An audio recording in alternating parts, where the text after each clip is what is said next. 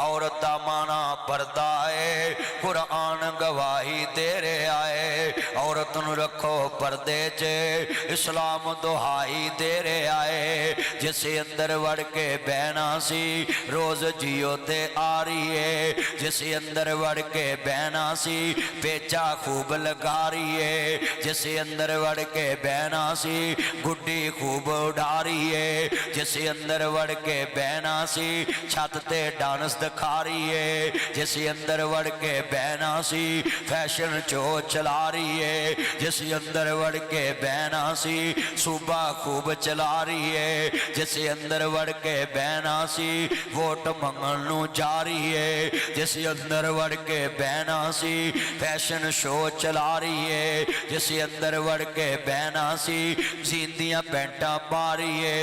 जिसे अंदर वड़ के बहना सी तंग पजामे सला रही है। जिसे अंदर वड़ के बहना सी गल में खूब सला रही है। जिसे अंदर वड़ के बहना सी गल में खुले सला रही है।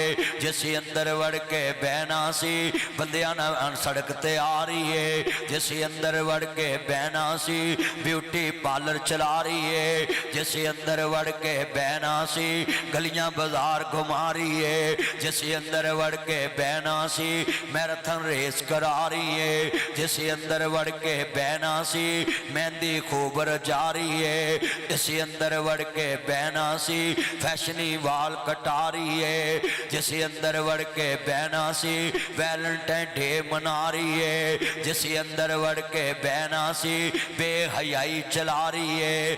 मैनू आंदे ने मदनी बोली ना एक कौम तरक्की ते जा रही है।